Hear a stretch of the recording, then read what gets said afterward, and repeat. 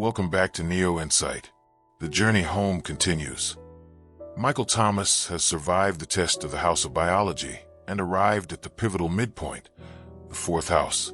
This is the house of integration, where Michael must blend all his new wisdom into his daily existence, proving he is ready for the ultimate spiritual freedom. But a dark trap awaits. The entity has set its most subtle snare yet, the paralyzing weapon of doubt and uncertainty, designed to make Michael question every lesson he's learned. In this powerful episode, Michael meets the elegant angel Violet, who encourages him to make his own rules. Watch now to see Michael Thomas make a bold, theatrical choice that completely breaks the entity's trap and sends a message to all the angels. The new breed of human has arrived. The fourth house.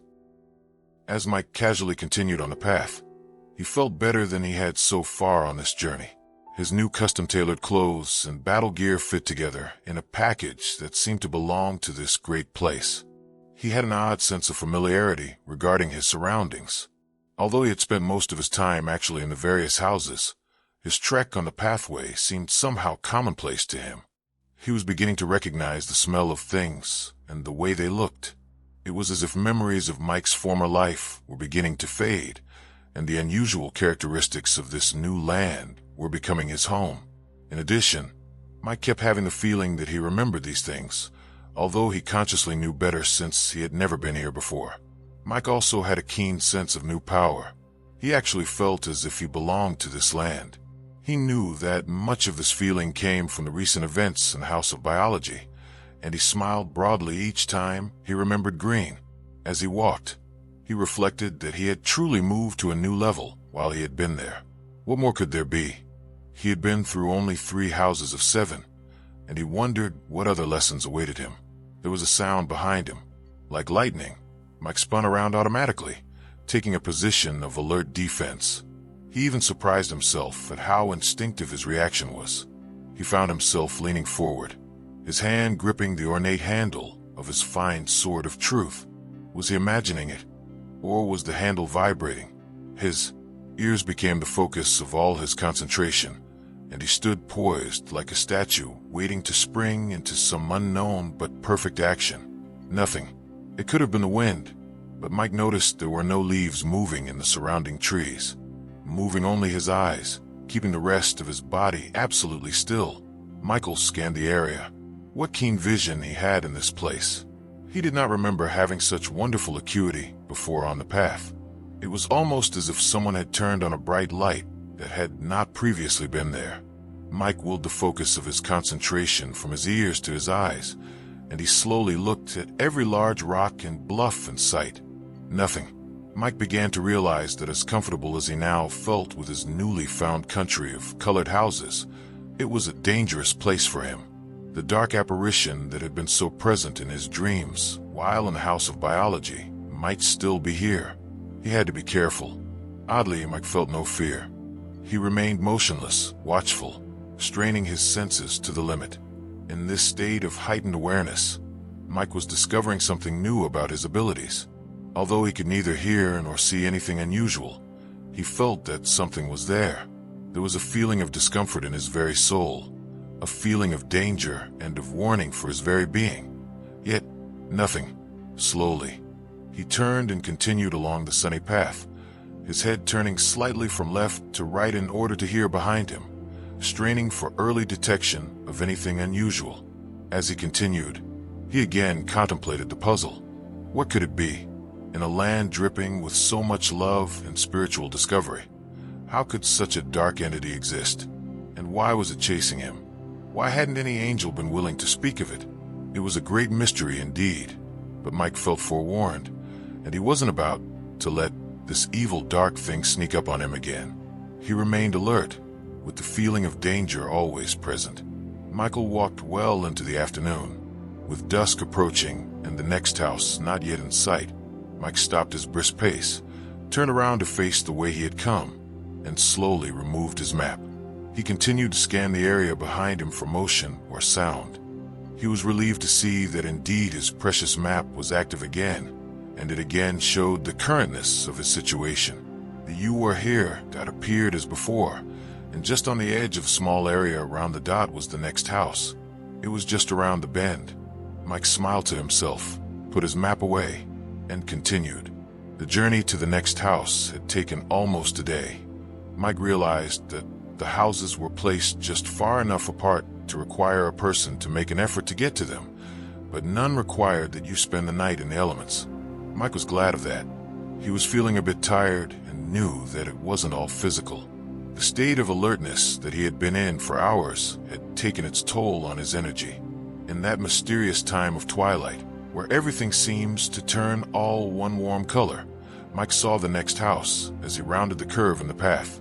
Although everything around it was reflecting the orange and red of the dwindling day, the country-style house seemed to glow a pure violet color, as if the surroundings had no effect on it. Mike stopped and gaped in awe. Never had he seen such a beautiful hue. The violet was intense, serene, and powerful all at the same time. He had the feeling that the structure was entirely translucent and somehow lit from within. He continued, remembering that to stop for too long wasn't prudent, even at this seemingly safe distance from his goal. In the beauty department, Mike had only gotten the first taste of what was to come, for when the angel appeared at the door to greet him, he was speechless. Never had he beheld such a beautiful creature as this.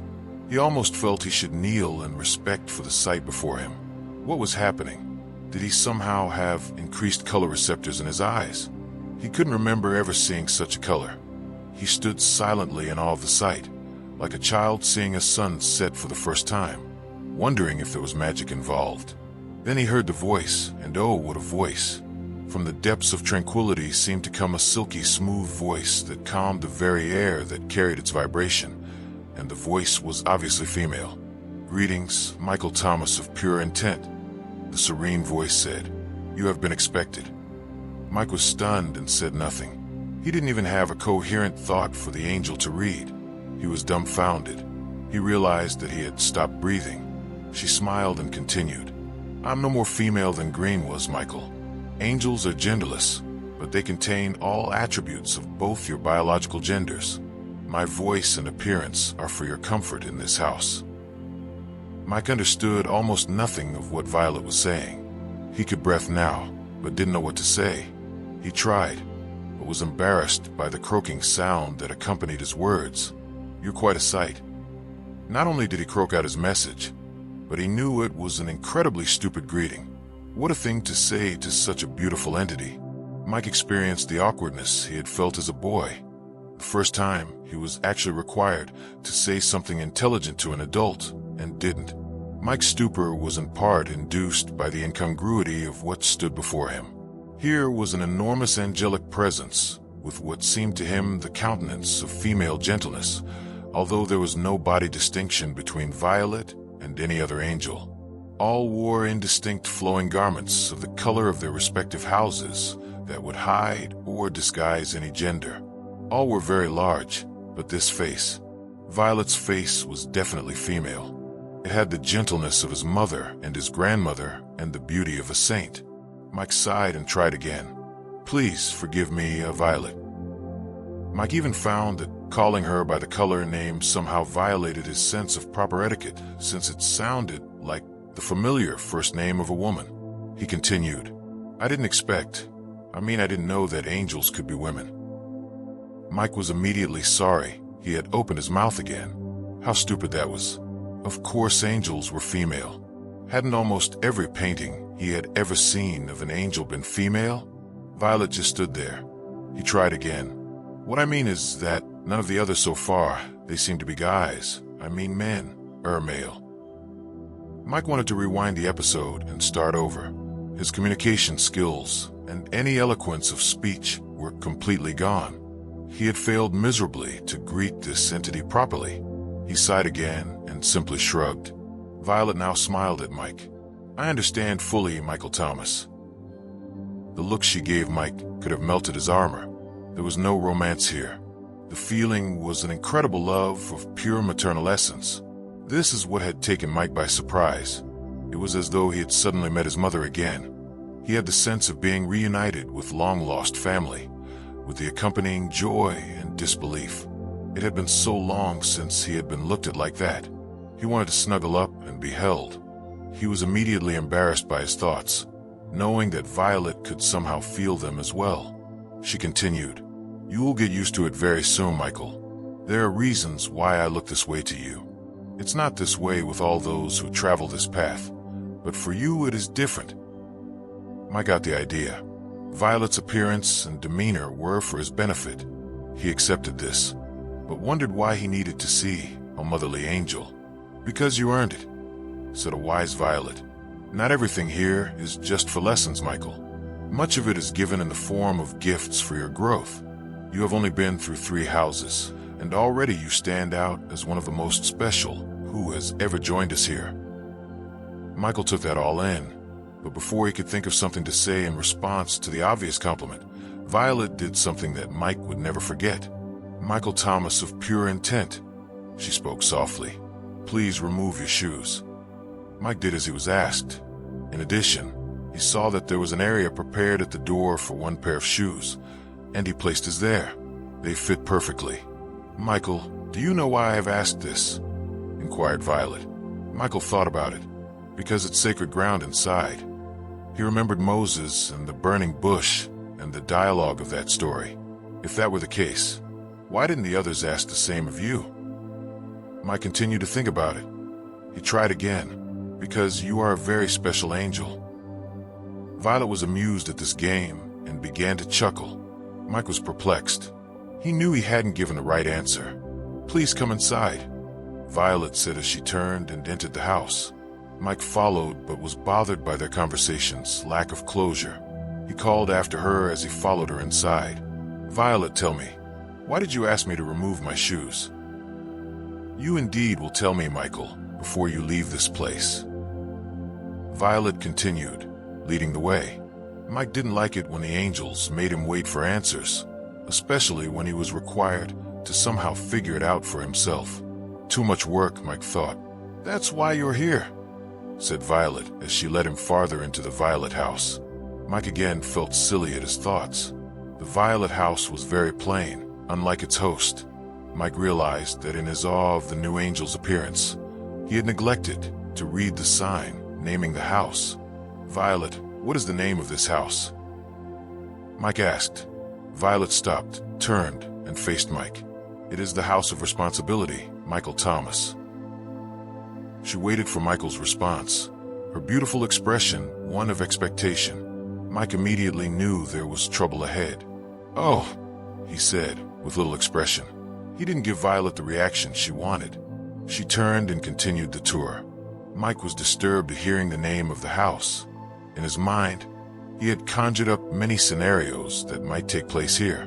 Responsibility had always been an ugly word, mainly because of his parents harping on him about this and that. They used the word a lot in a critical way. Later, he heard the same thing from women he was with, usually in combination with some kind of complaint about his actions.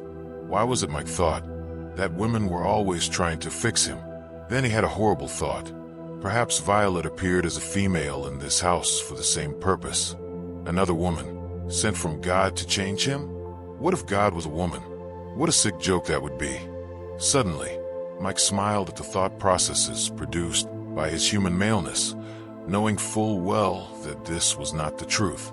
God was neither male nor female. But Mike was amused, nevertheless, by this imaginary scenario. What could the House of Responsibility be about? Violet was leading them through a maze of smallish rooms on their way to Mike's dinner. "What's in there?" Mike inquired as they came upon a set of large double doors. "The theater," said Violet, never missing a step. "A theater?" Mike's thoughts were racing as he continued to follow Violet. What's a theater doing in an angelic place? Will there be a play? He had another, stranger thought. Maybe they were going to a movie. Mike thought how funny it would be if tomorrow he and Violet went to a movie together. Perhaps they could see one of the many angel movies that were popular. He almost laughed out loud.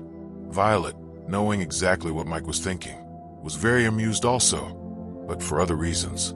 Finally, they reached their destination. The dining room and lodging areas looked similar to those in the other houses.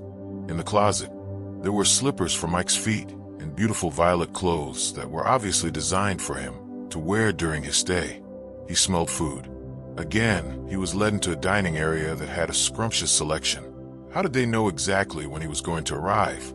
For that matter, Mike had never seen a single food preparer or a cleanup person. He remembered the mess that Green and he had left after their fun, and how the blueberries had stained his toes. For days, like gnomes, whoever prepared the food came and went undetected. What a place. Mike expected to turn and find Violet gone, as the angels before had been. Instead, she was still there. "Is everything to your satisfaction, Michael?" she asked. Violet was indeed a beautiful creature. Mike continued to be soothed by her motherly qualities. "Yes, thank you." Mike felt like bowing in respect. "In the morning, we shall begin. Good night, Michael Thomas of pure intent." With this, Violet exited. This was different. Just as Green had changed the protocol by remaining on the porch when Mike left the House of Biology, Violet had done much the same thing here. Were the angels becoming more polite? Were they adopting human etiquette? Mike noted the difference, but decided not to ask about it. He ate, got ready for bed, and immediately fell fast asleep. He felt safe, warm, and loved. He would start still another adventure the next day, and he knew there would be discovery for him in Violet's lessons. He dreamed of his boyhood, his parents, and it felt good. Outside the house, the dark, elusive, vile shape that was IT took a position of watchfulness. IT was both contemplative and outraged. When Michael had appeared outside the greenhouse on his way to this one, IT had been shocked by his changes. He had grown in power, and he had those blasted weapons. Michael's alertness was now suddenly warrior-like, and he had no fear. What had happened in the last house that would change him like that? IT seethed with anger that the chance to confront Michael had failed so miserably during the storm. IT started to develop a better plan to trap the human. IT reasoned that if Michael Thomas had wanted to be an elusive warrior, he should have taken a less-known route instead of traveling on a known path as he did. Then IT realized that Michael would always follow the path. He had to, since he didn't know where the next house would be. Therefore, IT decided the answer was to go ahead of IT's prey and wait for him to step into a trap. If IT could be said to smile, IT did. IT didn't sleep, but had visions of the imminent demise of Michael Thomas of pure intent. The next morning was typical of all of them. It was glorious. The meal was splendid, and Michael topped it off with a favorite blueberry muffin, shaking his head in disbelief at the freshness of it all and the wonderful flavor. "It didn't taste this good between my toes."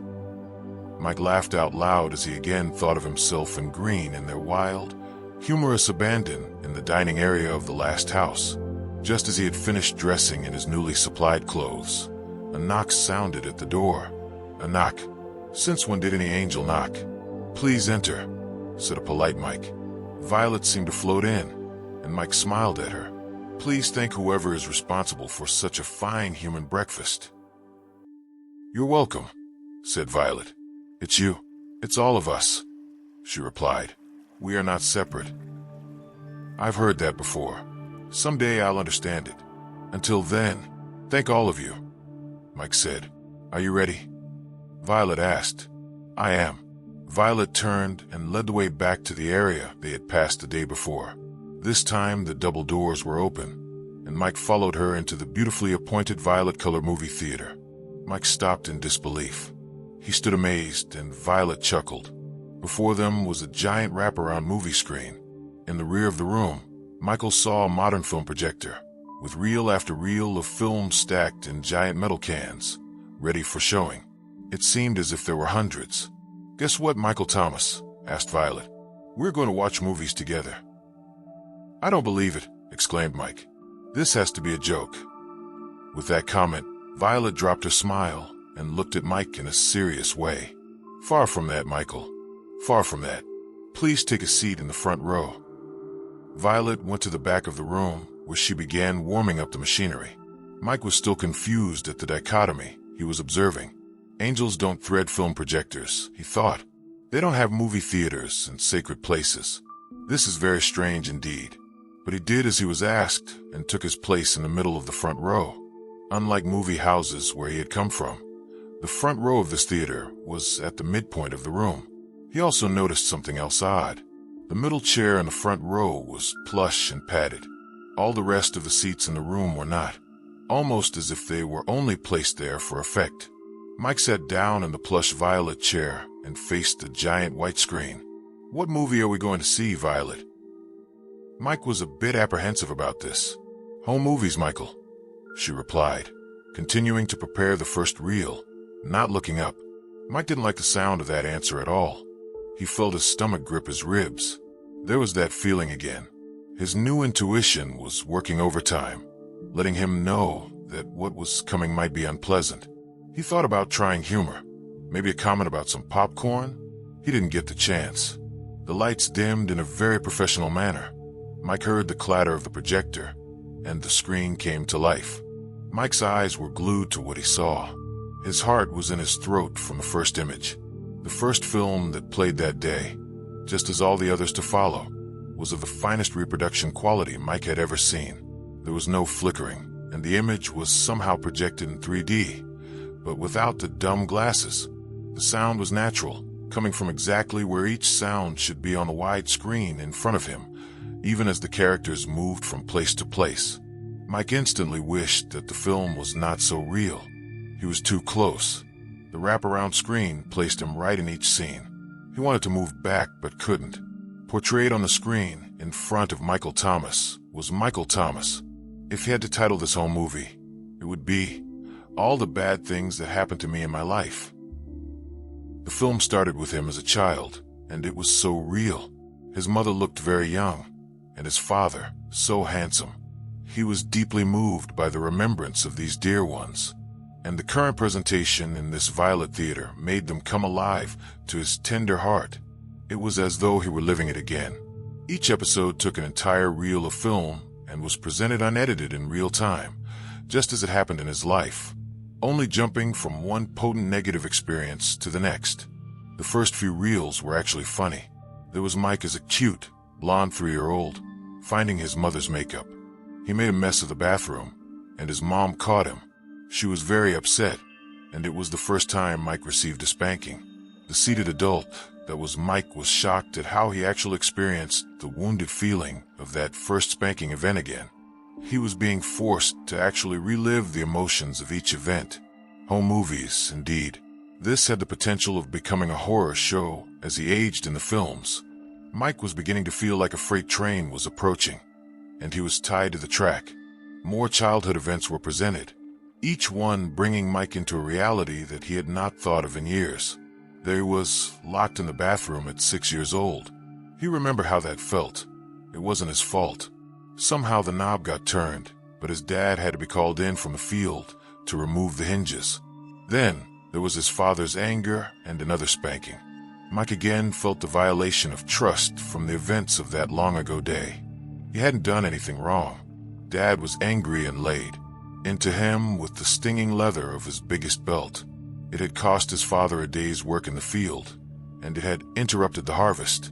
The adult Mike was beginning to feel depressed. Reel after reel played, and now Mike was 10. He was bussed into the city to go to school. He remembered the face of Henry, the school bully, who came back each school term to torment him.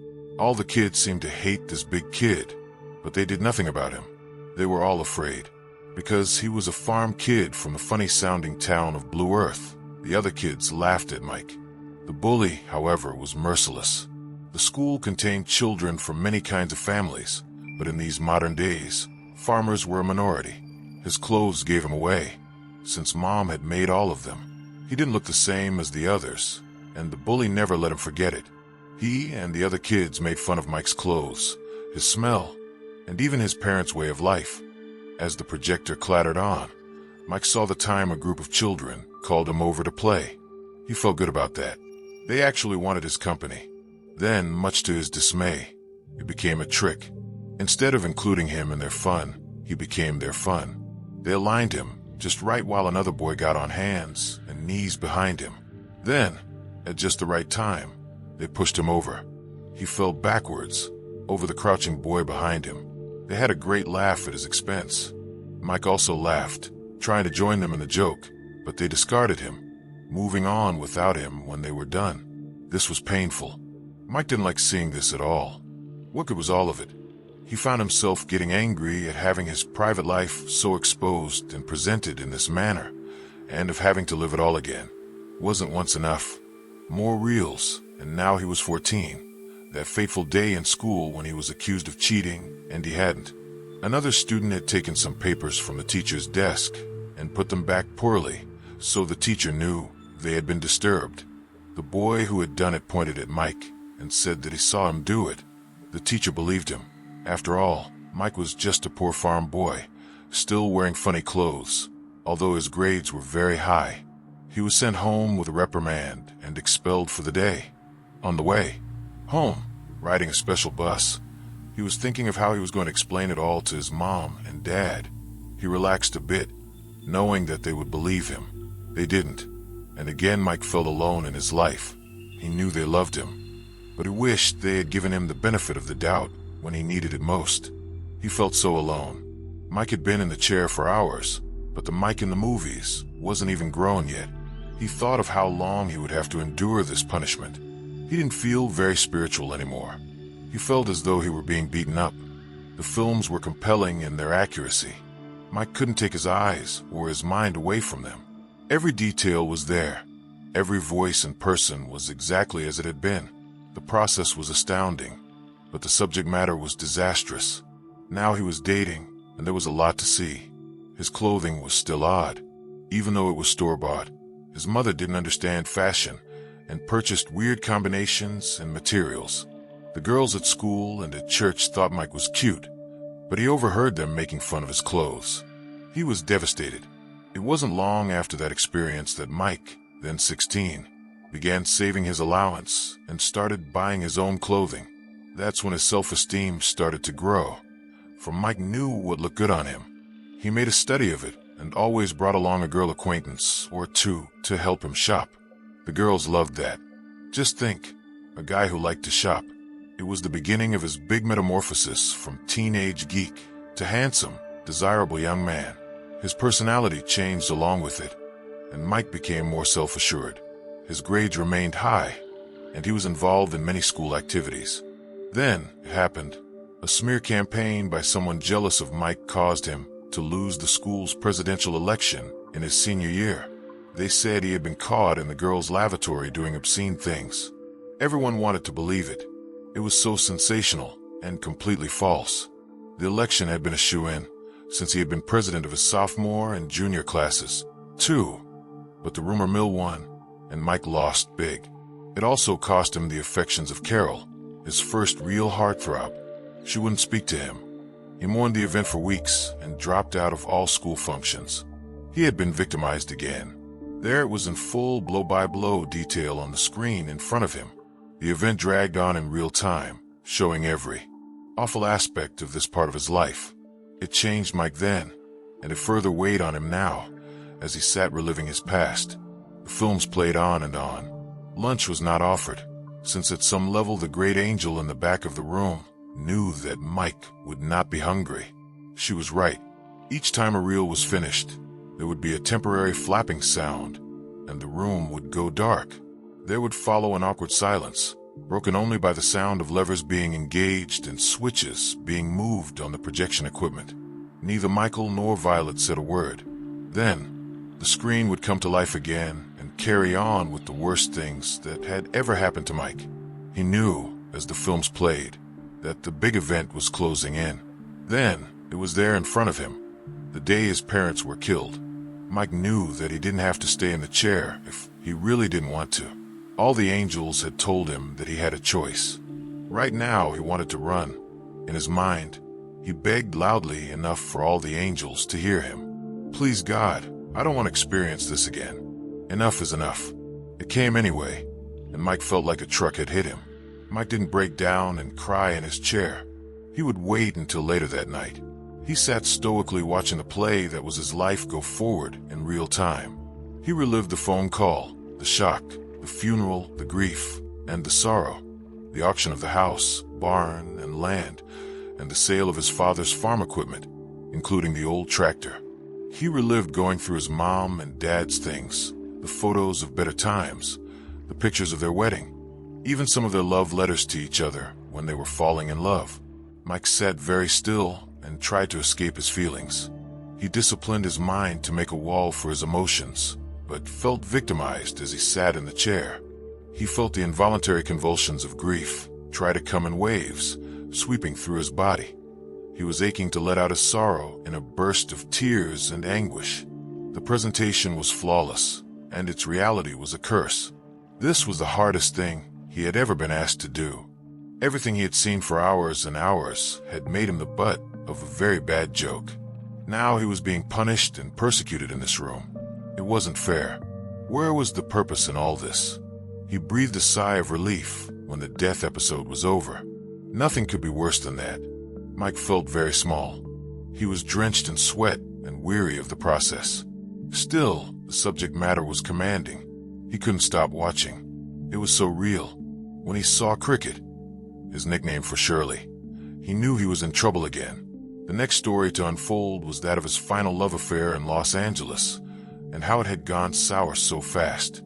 He had thrown himself completely into it, and Cricket had treated it so lightly. It wasn't death, but it could have been, for it was the death of his heart. Again, he tried to harden his heart as he watched the images on the screen. She looked so good. Her voice was so memorable.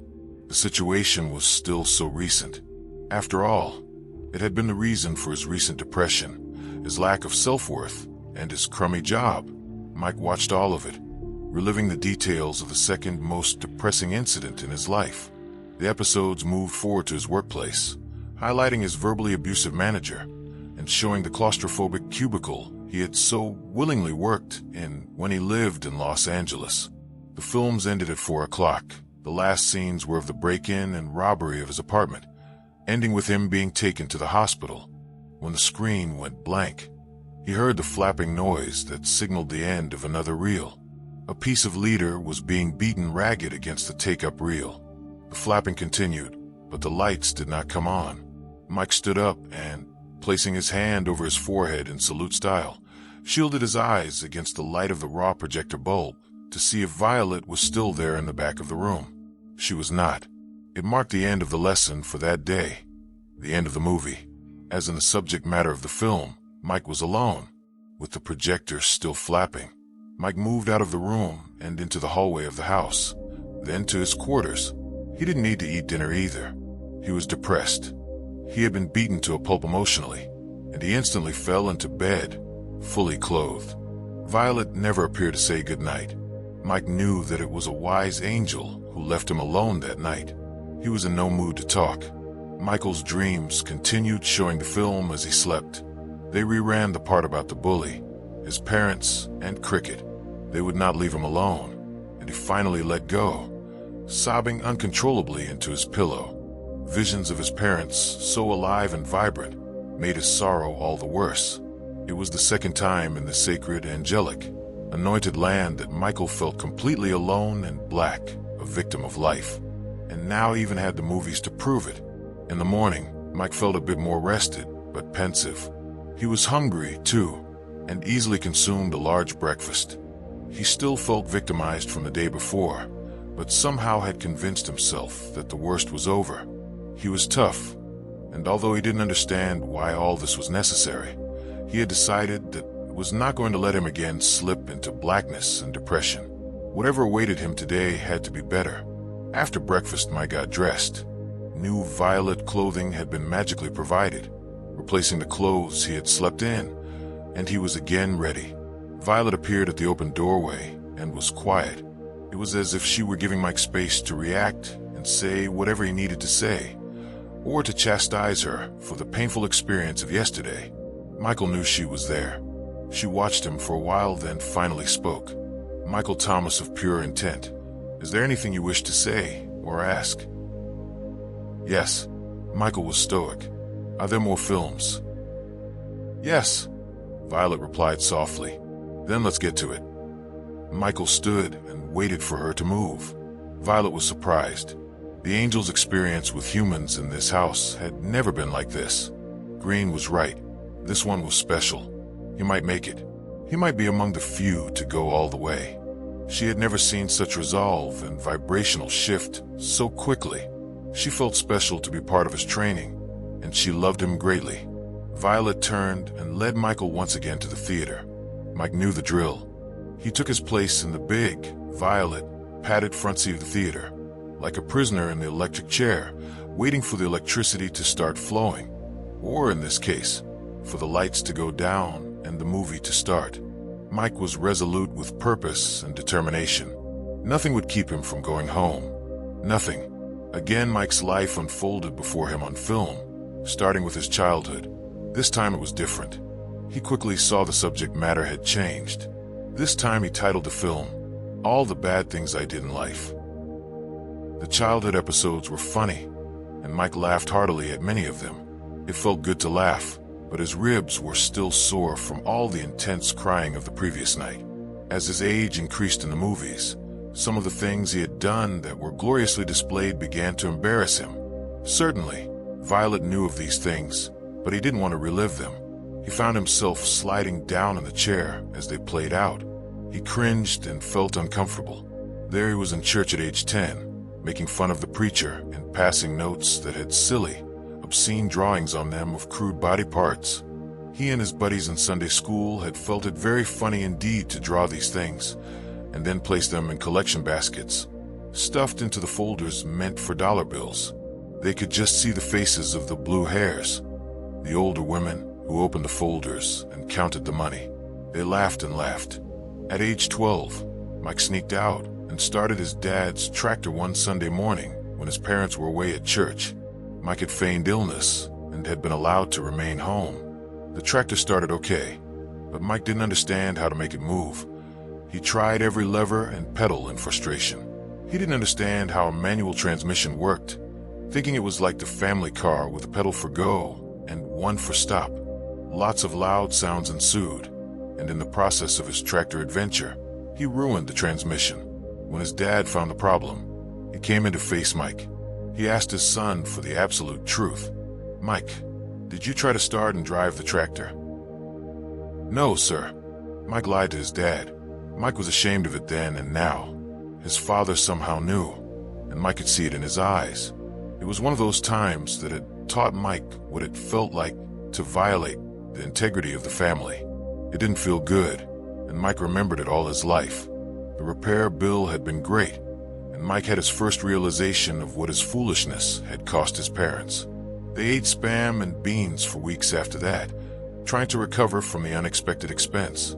Every time they sat down for dinner, Mike got to see the results of his folly and literally tasted his lie for some time. Now he experienced it again, in living color and 3D. He sank farther into his chair. Again, it seemed so real. As Mike grew taller, he got stronger. In the school system of the day, most students transferred together from school to school as long as their parents lived in the same districts.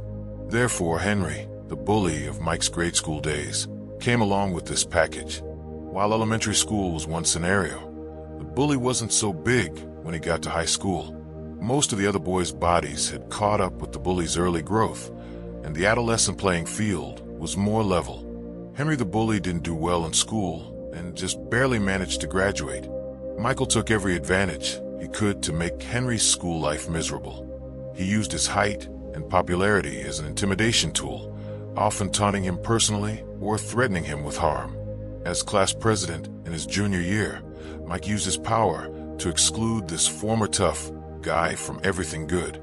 He wielded his influence like a pro, and the ruffian of the past was denied many good things, from admittance to proms to elective subjects he was obviously good at. Mike never told anyone what he had done, but delighted in anything he could do to ruin the boy's high school years. Although Henry knew what was happening, he couldn't do anything about it. Later he was able to extract revenge, but Mike wasn't to know about it until now as he sat in his chair, watching it all unfold. It had been Henry who had smeared him in his senior year. Henry had successfully started the damaging rumors that ruined his chances to become senior class president.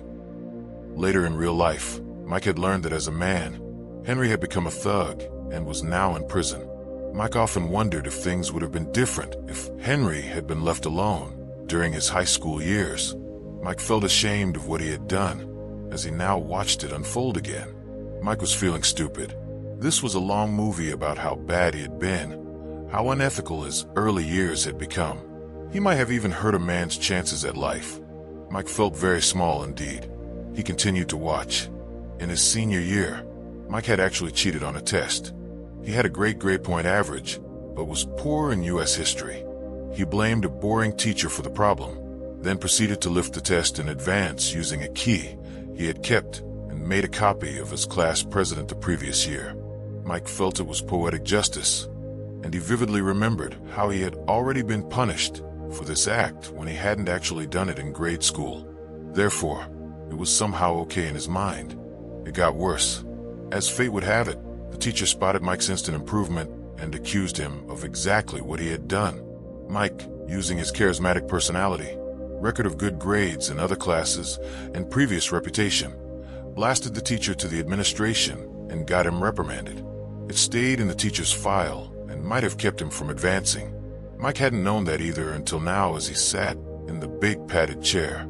Damn, this is painful. Being victimized by life is bad enough. Watching yourself lie and cheat is worse. Mike didn't want to see any more and wished it would all stop. It did. There was very little, if anything, for Mike to see as a grown-up. His whole life had changed when his parents had died. Their deaths had made him grow up fast and awakened in him the steadfast integrity that he now claimed as an adult. It was almost as if he carried the family name on his sleeve, and all his parents' hard work with it. Mike breathed a great sigh of relief when he again heard the flapping of the last leader against the tape-up reel. This time, the projector was stopped, and the lights came on gently. Violet approached him from the rear of the room. "Michael, please come with me," she said gently. Without speaking, Mike did as he was asked. He felt weary as he arose from the chair, having spent so many hours there. He hoped that he would never see it again, and he loathed this place where the films of his life were shown. He looked in the back where the projector was as he was led out of the room. He expected to see dozens of reels of film stacked everywhere from the last 2 days of viewing, but there were none. The area was clean and clear. Violet was the kindest entity Mike had ever known. It's not that she was better than Blue, Orange, or even than his angel buddy Green. She was different. Each angel had endearing qualities that Michael loved. This one emanated care and concern. Mike wanted to stay here and live under her umbrella of parental peace. It felt wonderful to sit across from her and listen to her speak. All was well as long as she was there. This feeling was not lost on Mike.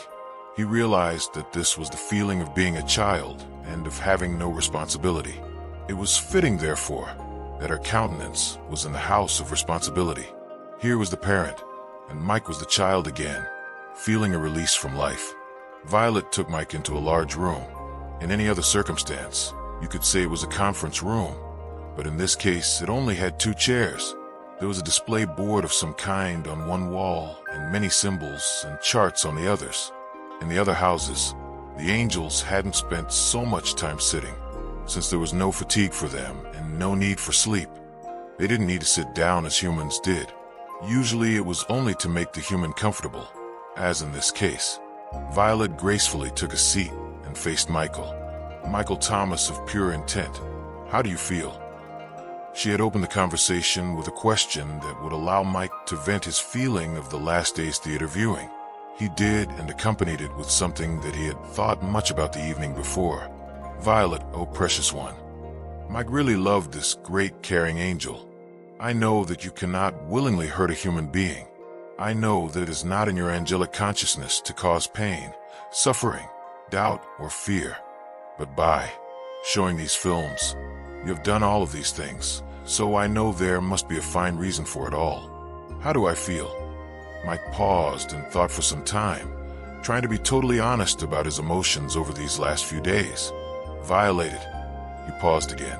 "Horrible, victimized, saddened by my own failings, guilty about what I have done, angry at those who did things to me, devastated by the grief caused by circumstances beyond my control, beat up, introspective." Mike continued to pour out his heart to Violet. There was very little emotion, since it had been wrung from him during the previous night. Instead, Mike was trying his best to really tell Violet what his human side was feeling. The words kept coming, and then he started repeating himself. Violet didn't ask him to stop. His catharsis was beginning to run out of steam. He had expressed himself, complained about it all, then complained again.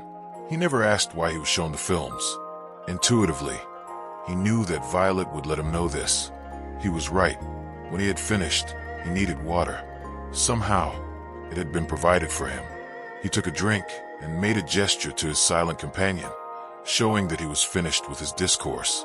Violet arose and began her gentle lecture. Michael, she looked deep within his soul with a caring intensity that he absolutely knew was from the mind of God. As a human training for home, this is the last time you will ever feel any of these things. She let him think about that for a moment as she stood up and went over to a seemingly blank wall.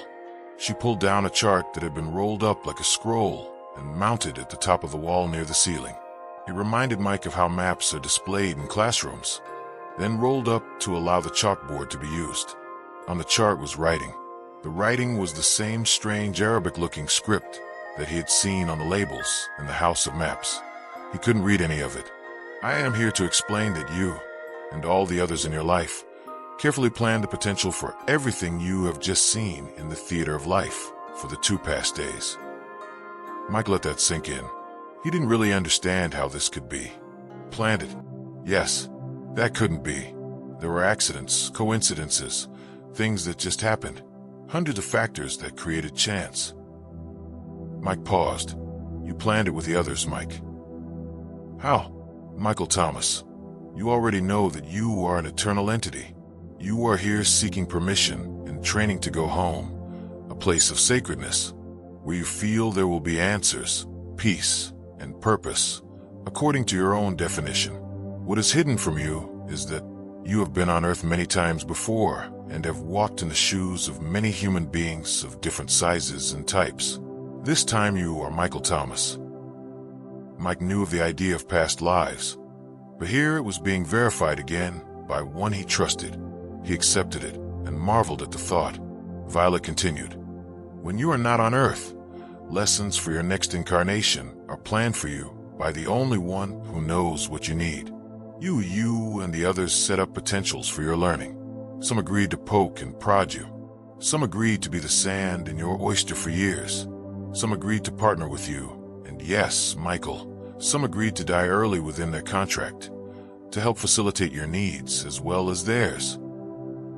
Mike was overwhelmed by this information. Violet, my parents, they knew. Not only did you all know, Michael, but this was the greatest gift you ever received in your life. Violet's eyes were compassionate beyond anything Mike had ever known. She knew so much about him. She was ready to explain everything, expected much of the emotion, and was ready for all the questions. She was amazing. It's complex, Michael, Violet continued. Each incarnation of a human being is connected and related to everyone else's. There are contracts you pen before you ever arrive that set up your potentials for learning and growth. You are someone else's thorn, as well as a pearl of great value. The situations you call accidents and coincidences are carefully planned. That sounds like predestination. No, you have a choice in all of it. The road is created, but you can travel it or not. Create a new one if you wish. She paused for effect. That's exactly what you are doing now. She smiled at Mike, then continued. When you gave intent to travel this road, you threw away the contract you made with the others. You went beyond the mundane that you planned could happen to facilitate ordinary lessons, and instead decided to go for the gold, Michael Thomas. Now you get to see this and understand the big picture. Why the films, Violet? Mike had to ask this, to allow you to view every seemingly negative thing in your life, Michael, and understand that you helped create it. You helped plan it, and you executed it right on schedule. In other words, you were responsible for it. Mike was astounded at the thought of it all. He still didn't understand the dynamics. What if I had wanted to change it, Violet? How is it that I would have chosen such trouble and tragedy? Violet was ready with the reply. When you are not here, Michael, You have the mind of God. This is hidden from you now, but it is so. Death and emotional circumstances are energy to God. You are eternal, and the comings and goings of humans are meant for a grander purpose than you know, one that you will understand again someday when you join me in my form. For now, you must understand that what you call tragedy, although horrible for you in your present mindset, can be the catalyst for planetary change, vibrational increase, and a gift beyond measure. It's the overview that is important, not the actual event. I know this sounds confusing, but it is so. Violet paused again to let Mike think about it all. She continued, "As for changing it, you always had that option and choice, but that fact is also hidden from most humans. It's all part of the test of life, Michael. Look at it this way. When you leave this place, you will have a tendency to stay on the road. The road is the most natural place to be. It's easy and it requires little thought about where you are headed. It's already there, leading the way. So why not stay on it? The truth is that in this land of 7 houses, the path always goes in the same direction, but it meanders a bit. Therefore, you could reach a house, perhaps, even sooner if you simply headed in that direction without taking the road. You might even discover wonderful new things along the way, off the road. In human life, it is the same. The road represents your potential plan with others. It meanders, but always leads you in the same direction, toward the future. Most humans stay on the road, never realizing that they have a choice to get off it if they wish. It's when humans leave the road that all manner of things change for them, especially their futures. They actually start writing a new future as soon as they give intent to leave the road. They find peace in being able to control their lives better. They experience purpose. Some of them even come through here, Michael." Violet smiled knowingly. "And this house of responsibility?" Mike asked. "It's where you learn that you, Michael Thomas of pure intent, are directly responsible for everything in your life. The sadness, the grief, the seeming accidents, the loss, what others did to you. Pain, and yes, even death. You knew it coming in. You helped plan it with the others, and you played it out, until now. And the purpose of such a thing is love, Michael. Love at the highest level. The grand plan is something you will know in time. For now, understand that it is all appropriate, and part of an overview of love that you already know of and are participating in right now. Things are not always as they seem." The words rang in Michael's ears. Things are not always as they seem were the words of the first angel, the one in the vision after the robbery. Then, he had heard it again from some of the others along the way. Mike's mind was reeling with these new concepts. Then, he remembered Blue's words in the House of Maps. "You are looking at the contracts of every human being on the planet. In those small holes that Blue managed, millions of them, were the potential plans of all humanity, planned by each individual, and ready to be altered if humans wished it so." The true message of all this suddenly slammed into Mike's mind like a hammer. If he had only known this when he was young, he would have understood so much more about life. He could have changed his future. He could have found peace with this kind of overview. The deaths, the lost love, the depression. What hope and wisdom this would have given him. The thought of choice changing his life was amazing. Violet was right. Mike had followed the path of life as a road, letting all the things unfold that he had planned. That was a difficult word to think about. It meant that he was responsible for everything that had happened. That put an entirely new perspective on it all. Oh, could he have used this? His life would have been far different. No one in church had ever told him this. He loved God, and he had always felt the sacredness of that place. But he had always been told that he was a sheep following a shepherd. No spiritual teacher had ever told him that he had this power. Violet, if this is so, then why didn't I learn of it in church? Church won't tell you everything about God, Michael. Sometimes it tells you a great deal about humans and what they think about God. Violet wasn't being critical or judgmental of any human, but simply factual and truthful. Was the church wrong? Mike asked. Michael, the truth remains the truth, and there are pieces and parts of it throughout all your spiritual systems. You all are greatly honored for seeking the truth of God. love, miracles, and the mechanics of the way things work are all represented to some degree in your places of worship. That's why you felt the Spirit of God when you went there, Michael. Spirit honors the quest, even if all the facts are not known. Remember that your true existence is veiled from you even now, as you hear the truth. Your church, and all the spiritual quests on your planet, are greatly honored, for they represent the search for God and for spiritual truth. The only sadness is when humans control this quest and keep it from being enhanced by limiting it, sequestering those under their control with fear. The honor is in the seeking, not in what you got right. Therefore, the sacredness of your planet lies within those who walk on it, not in the buildings with all the spires. Violet moved over to the chart she had pulled down earlier. You think that your holy scriptures are sacred? Take a look at this. She pointed to the cryptic writing on the chart. This is the Akashic record of humanity. It contains the records of your lives and of your potential contracts. She paused in reverence. Michael, this is the most sacred writing in the universe, and it was written and executed by those who decided to take the journey as humans. She looked directly at Michael for the first time in many moments. The message was not lost on him. Suddenly, he realized that her posture showed her respect for him, spiritual respect. The role reversal was surprising and uncomfortable for Mike. He wanted to know more, and she gave it to him. The next few days in the House of Responsibility were awesome in the profundity of the message of life and humanity. Mike not only learned more about who he was, but who he had been.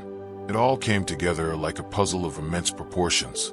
Violet showed him the records and contracts of his parents and of others in his life. So far, there was nothing inappropriate given, and he didn't get to see anything that would change what was to come, but the larger picture of his existence was beginning to take shape. The most amazing information? That humans were actually pieces of God, walking the planet with no concept of that fact in order to achieve a learning process that somehow changed the spiritual aspects and vibration of Earth itself. Violet continually referred to humans as the exalted ones. Humans were somehow entities that would change the very fabric of reality. They would change what happened on a very large scale, and it was all centered in the lessons learned on Earth. Lessons that they all planned together. Finally, it was time to go. Mike felt as if he were a new creature. His knowledge had increased 100-fold about how things actually worked. He had retained everything and felt as if he had been empowered with truth. As he put on his battle gear to begin the journey to the next house, the words of Orange rang in his ears. The sword of truth, the shield of knowledge, the armor of wisdom. Things were beginning to come together in a way that was making a great deal of spiritual sense. He recognized that the weapons were ceremonial and had intent. Much of the language was being repeated, explained, and was finally being understood. Violet led Michael to the front door of the Violet house. Michael Thomas of pure intent. I will miss you. Violet, I feel like I'm leaving home, not going to it. Mike had felt cared for here, and Violet had become like a parental family member. So far he had met 3 fine brother angels, and now a mother angel. What is next? He wondered. More family, Michael. Violet answered Mike's thoughts. At the door, Mike noticed his shoes, right where he had left them. He also remembered the unanswered question regarding them. He looked at the shoes, and then back to Violet. There is unfinished business here, Violet, Mike said, wanting to know the answer to the question of why he'd been asked to remove his shoes. Yes, Michael, I remember. Now you can tell me why. She smiled at him and waited patiently for the answer. Mike knew, but he was embarrassed to verbalize it. It seemed so grandiose, so self-serving. Say it, Michael. Violet was the teacher again, because the human is sacred. There, he had said it. He continued, and because this house is where humans walk in a high vibration. Violet sighed and was visibly moved. I could not have wished for a finer answer. Michael Thomas of pure intent, she said. It is indeed the presence of the human, and not the angel, that makes this place sacred. Michael, you are indeed a special human being. I honor God within you. Now, I have a question for you. Mike knew the question, but allowed Violet to ask it anyway. Michael, do you love God? Yes, Violet, I do. Mike was beginning to tear up. He wasn't afraid to let Violet know of his emotional state. He was sorry to leave this place of violet color, where he had met an energy he thought he had lost so long ago when his parents died. Mike turned and walked a few steps, then turned around again. I'll miss you too, Violet, but you'll remain in my heart. Mike started down the path to the next house, then again turned back to say one more thing to the watching angel. Violet, watch me. With theatrical style and childlike motions, Michael Thomas left the path with great flair and struck out over the lush, grassy plain. He looked back and shouted at her, "Look at me. I've decided to make my own path." Mike laughed at the metaphor he was creating. He skipped and flailed along the uncharted topography until he could no longer see the violet house. Violet stood and watched Michael until he was out of sight. Like a mother, she was proud indeed of this great entity called Michael Thomas. Then she went back inside and closed the door. She returned to her natural form, which was not human-like, but magnificent nonetheless. She spoke to the others. If this is an example of the new breed of human, we are in for a wild spiritual ride indeed. A quarter-mile up the path, a sickening creature had positioned itself in wait. IT had carefully prepared the trap, and IT felt there was no way that Michael Thomas could penetrate the deception. IT knew that Mike was out of the house now and traveling again. IT could feel it. IT was excited. Not long now, IT thought. While Michael Thomas is looking behind him for me, I'll attack from the front. He won't know what hit him. The disgusting entity chuckled at how clever IT was becoming in this fairyland. Any moment now, IT had a long wait. Michael Thomas had left the path. Michael Thomas, the sovereign warrior, left the path and created his own way forward, successfully dodging the entity's trap of doubt. He has earned the applause of the angels, who recognize a new breed of human consciousness. Next, Michael strides towards the fifth house, the House of Red, where the very physics of love will be taught.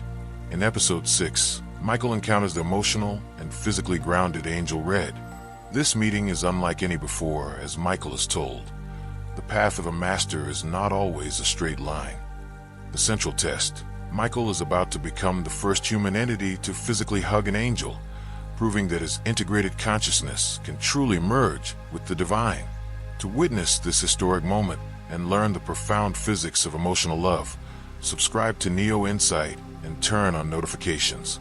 The era of spiritual separation is over.